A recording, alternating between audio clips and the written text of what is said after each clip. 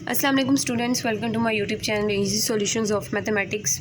आज की हमारी वीडियो में हम करेंगे एग्जांपल नंबर 3, एग्जांपल नंबर 4। इससे पहले दो एग्जांपल्स जो इंपॉर्टेंट वाली थी ये मैं completely step by step explain कर चुकी हूँ।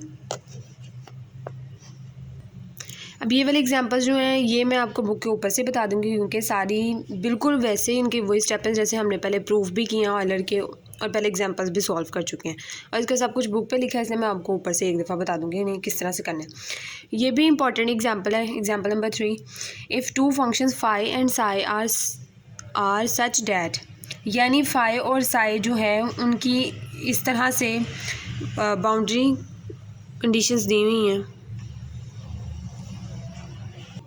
बाउंड्री कंडीशंस के एंड पॉइंट कंडीशंस दी हुई हैं, यानी लिमिट जो है ये हमारे पास फंक्शनल है, वो x1 से x2 पे जा रहा है, और उसके एंड पॉइंट कंडीशंस इस तरह से हमें दी हुई हैं। तो हम लोगों ने ये दो इक्वेशंस प्रूफ करनी है, ये वाली दो, बिल्कुल ऑयलर की तरह जिस तरह हमने किया था इसका बिल्कुल वैसे का प्रूफ है। सबसे पहले तो हम लोगों ने देखना है कि फंक्शन के अंदर जो हमारे पास दो फंक्शन फाई और साई की बात हो रही है, एंड पॉइंट कंडीशंस भी उनकी दी हुई है, इसका मतलब वो डिपेंडेंट है, तो उनके अलावा जो होगा वो इंडिपेंडेंट होगा, तो एक्स इंडिपेंडेंट है।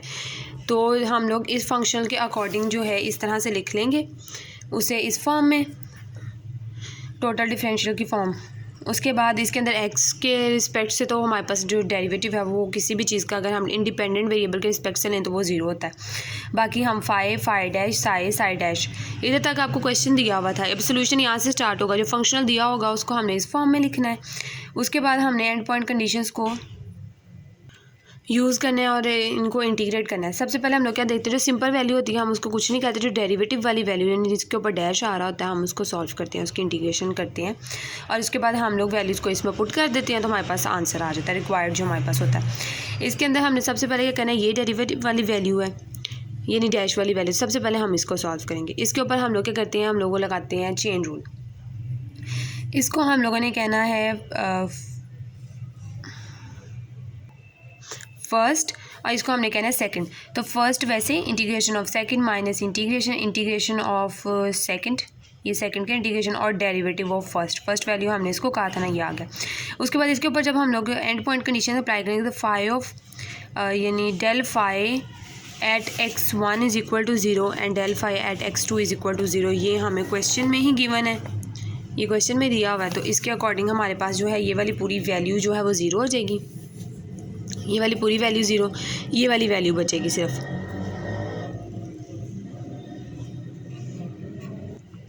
सिमिलरली करके हम लोगों ने साई के रिस्पेक्ट से, क्योंकि साई के ऊपर भी डैश था, हमने वो भी निकाल ली।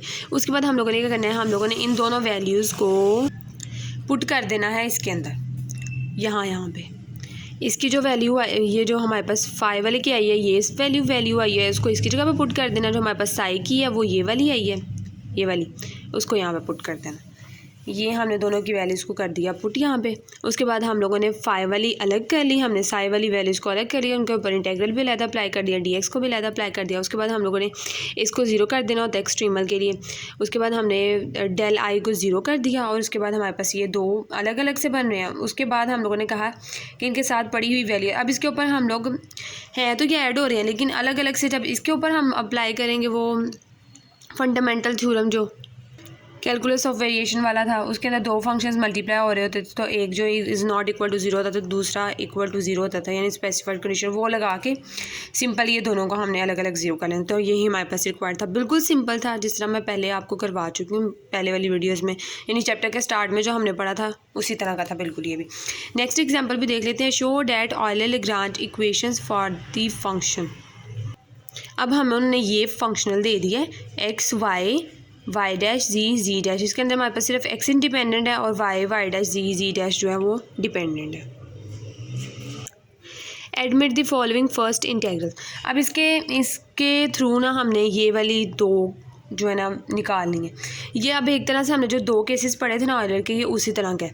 सबसे पहले इक्वल टू कांस्टेंट है, अगर f does not contain y, अगर इंडिपेंडेंट ऑफ y होगा तो हमारे पास ये होगा, और अगर इंडिपेंडेंट ऑफ x होगा यानी x नहीं होगा f में, तो हमारे पास ये बनेगा। पहले हम लोगों ने सिर्फ इतना पढ़ा था जब हमने दो केसेस पढ़े थे, फर्स्ट वाला तो सेम ही था, सेकेंड वाले में हमने इतना पढ़ा था, तो इसके अंदर अब हमने जी के रिस्पेक्ट से भी पढ़ना। उसके बाद हमने करना है the corresponding Euler Lagrange equation. Euler Lagrange equation हमारे पास क्या थी, वाई की ये थी, जी की ये थी। वैसे उन्होंने फर्स्ट में उन्होंने सिर्फ वाई के लिहाज से मांगे। पहले हमने दोनों इक्वेशंस लिख ली क्योंकि हमारे पास वाई और जी दो इन्वॉल्व हैं, अब एक्स नहीं है, सिर्फ एक्स। उसके बाद हमने वाई के एस्पेक्ट से ऑयलर लैग्रांज इक्वेशन को लिखा, जी के एस्पेक्ट से लिखा। उसके बाद हम लोगों ने क्या करना है, पहली कंडीशन को सेटिस्फाई करवाने के लिए हम लोगों ने पहले ये वाली उठा ली। इसके अंदर हम लोगों ने क्या कहना है कि अगर वाई जो है हमारे पास इंडिपेंडेंट ऑफ वाई होगा, अगर एक फंक्शनल एफ है उसके अंदर हमारे पास वाई ही नहीं है, तो जब हम उसका derivative with respect to Y लेंगे तो जाहिर है वो ज़ीरो ही आएगा। And therefore one of the Euler Lagrange equation reduce to simple. हमारे पास जो है ये वाली वैल्यू जब वो क्या कहते हैं ज़ीरो हो जाएगी, तो उसके बाद ये वाला हमारे पास बचेगा इतनी वैल्यू। जब इसकी हम इंटीग्रेशन करेंगे बोथ साइड, तो ये अंदर से ये बच जाएगा, डेरिवेटिव यहाँ से ख़त्म हो जाएगा और ये इक्वल टू सी आ जाएगा। ज़ीरो की इंटीग्रेशन कांस्टेंट होती है तो बस इक्वल टू सी आ गया। उसके बाद हमारा जो फंक्शनल है वो ये है, हमने टोटल डिफरेंशियल की फॉर्म में इसको लिख लिया है पूरे फंक्शनल को। अब हमने सिंपली क्या करना है, अब टोटल डिफरेंशियल में लिखे, यहाँ से हम लोगों ने इसकी वैल्यू और इसकी वैल्यू निकालनी होती है और इसमें पुट कर देनी होती है।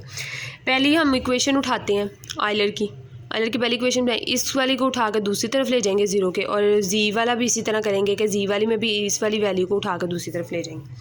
लेकिन पहले उन्होंने वाई के हिसाब से किया है, हमने माइनस वाली वैल्यू को दूसरी तरफ लेकर जाके पॉजिटिव हो गई। उसके बाद हम लोगों ने क्या किया, क्योंकि ये वाई डैश की वैल्यू है तो derivative with respect to X है, तो हम लोग इसको डी वाई से मल्टीप्लाई और डिवाइड करवा देंगे, वो इस तरह से हो जाएगा। उसके बाद हमारे पास ये जो होता है वाई डैश, सिंपल जिस तरह सेकंड केस सॉल्व किया था ना, यहाँ पे हम दो के लिए कर रहे हैं, वहाँ पे हमने एक के लिए किया था। डी ओवर डी वाई, ये हमारे पास partial F over partial Y dash. Video की स्टार्टिंग में शायद मैंने इसको डेल भी बोल दिया था, उसके लिए सॉरी, माजरत, मुझे पता नहीं चला। इसको पार्शियल कहते हैं, वो मुझे पता नहीं चला, मिक्स हो गया मेरा डेल आके। अच्छा, अब ये वाली जो हमारी वैल्यू है ना वो इसके इक्वल हो गई है। अब ये वाली पूरी वैल्यू जो है इसके बराबर आ गई है, तो यहाँ से हम डी वाई को इधर ले जाएंगे, यहाँ पे डिवाइड हो रहा है, इधर जाके मल्टीप्लाई हो जाएगा, तो D Y into partial F over partial Y आ जाएगा हमारे पास यहाँ पे, is equal to Y dash into D over D Y. Same यही प्रोसेस हम डी जी के लिए करेंगे। उसके बाद जब हम लोग जी वाली इक्वेशन के लिए सेम यही करेंगे तो वहाँ से हमारे पास सिमिलरली इस तरह की वैल्यू आ जाएगी। उसके बाद हम लोगों ने करना है, ये इसको ये पूरी जो है यानी ये पूरी वैल्यू हमारे पास आ गई है, इसके इक्वल है, तो हमने इसकी जगह पे रिप्लेस कर देनी है उसकी वैल्यू। इसी तरह हम लोगों ने जी वाली की जगह पे भी जी वाली की वैल्यू रिप्लेस कर देनी है। बिल्कुल जी जो है ना इसी तरह से इसी स्टेप्स पे सॉल्व होगा। ये दोनों आ गई। उसके बाद हम लोगों ने इसको क्लोज़ करके लिख लेना है। कैसे क्लोज़ करेंगे, डी इंटू हम ये पूरी होल पावर लिख सकते हैं। अगर हम इसको खोलें तो फर्स्ट वैसे ही सेकेंड का डी प्लस सेकेंड वैसे और फिर फर्स्ट का डी लेंगे तो डी वाई डैश और वो ये वैल्यू बन जाएगी। जब हम इसका डी लेंगे तो फर्स्ट वैसे सेकंड का डेरिवेटिव प्लस उसके बाद जब हम लोग इसके ऊपर अप्लाई करेंगे तो ये वाली वैसे और सेकंड वाले का डी और वो ये वाली बन जाएगी। इस तरह से हमारे पास डी क्लोज हो गया। दोनों तरफ जब हम इंटीग्रेशन अप्लाई करेंगे तो वो हमारे पास बन जाएगी एफ़ इज़ इक्वल टू ये वाली पूरी वैल्यू के। जब हम इस पूरी value F is equal to ये वाली पूरी वैल्यू साथ प्लस कांस्टेंट ऑफ इंटीग्रेशन, और जब हम इस वाली वैल्यू को उठा के इस तरफ लेके आएंगे तो वो माइनस की हो जाएगी। तो एफ़ माइनस ये वाली पूरी वैल्यू ये भी माइनस की हो जाएगी, ज़ाहिर है क्योंकि यहाँ पे दोनों प्लस के थे तो यहाँ पे आके माइनस के हो जाएंगे इक्वल टू कांस्टेंट। ये थी हमारी दोनों एग्जाम्पल्स। एक्सरसाइज से पहले तक सारा काम हम लोग कर चुके हैं।